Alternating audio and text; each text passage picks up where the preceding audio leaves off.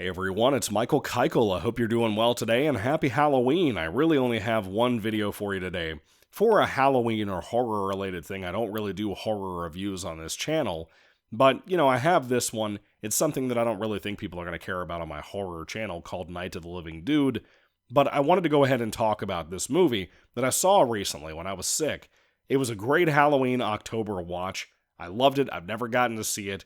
It's from 2012, it's about an hour and a half long, and it is from Tim Burton and Disney, which was kind of cool, based on one of Tim Burton's shorts from way back in the day. And that movie is called Frankenweenie. It's basically a black and white entirely through the entire movie, which kind of surprised me for a kid's movie in 2012. Stop-motion animated movie about a young boy named Victor Frankenstein. And it's kind of a retooling of Mary Shelley's Frankenstein book, story, whatever you want to call it. And essentially, he has a dog who is his only friend. He has his parents, but he doesn't really relate to them that well.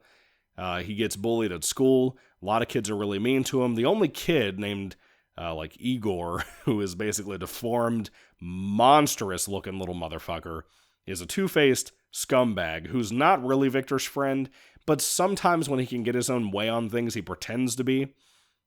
Basically, Victor's in the world all alone, and the only friend he has is his dog, Sparky. And the dog dies in a horrible accident. It's really sad. And it's actually a very depressing movie, to be honest with you. It really touched me quite a bit. I'm not even a dog owner. I used to have dogs when I was a kid, but the movie really nailed that, dog lover sensibility, I think. An animal lover sensibility, I guess. But essentially, he begins to perform experiments to bring his dog back to life using electricity, just like the old Frankenstein story goes.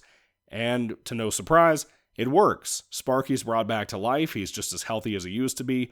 And sometimes he falls apart. It's kind of fun and cute. And that relationship is very sweet. It very much worked for me.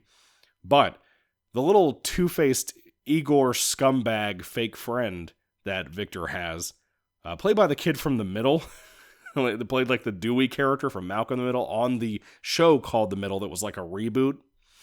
That kid begins to tell other kids in the neighborhood after he discovers that Sparky's back, because everybody knew that this dog had been killed and how sad that was for poor Victor. But it kind of turns into like a creature feature in the final act of the movie, and I love that. It has a very Gremlins feel to it. If you love Gremlins, you should watch this. If you love Gremlins mixed with the idea of like a Tim Burton stop-motion movie like Corpse Bride, which I've also never seen, or like Nightmare Before Christmas, which is excellent, this is a fantastic film that you should check out. It's well made, it's well written, has a really good cast. You have people like Winona Ryder in here. I loved it. I thought it was excellent. From the musical score, it was just such a beautiful, wonderfully made movie. And when I see the love and appreciation something like a good old little movie that I had never seen until a few years ago called Monster House gets, I'm kind of bummed, because Frankenweenie, I think, is a million times better. Despite me liking Monster House, it's fine, but it's just fine, This is excellent. It really nails that Universal Monsters feel. It has so many references to the original Frankenstein and Bride of Frankenstein, and I love that, but I love what it does with those things, and I love that Gremlins aspect I talked about. All of that really culminates into kind of a cool, touching movie that I really didn't know how it was going to end, I liked it. I thought it was cool, and I recommend it highly if you haven't seen it before. Definitely take some time out and check it out. It's a good watch, man.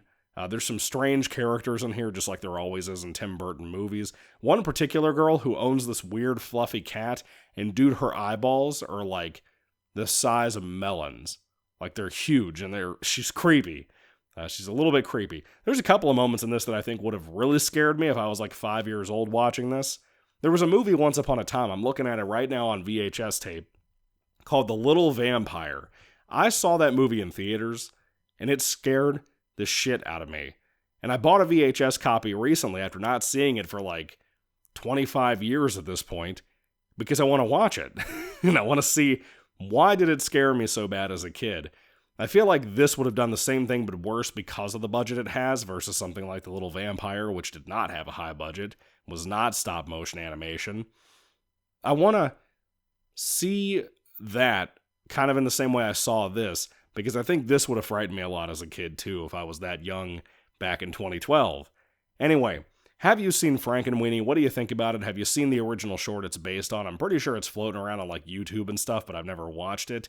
Again, if you haven't seen it, I recommend it highly. I loved it. I thought it was a really fun, sweet watch. So anyway, thank you all for watching, guys. Once again, God bless you all. Catch you later, and goodbye.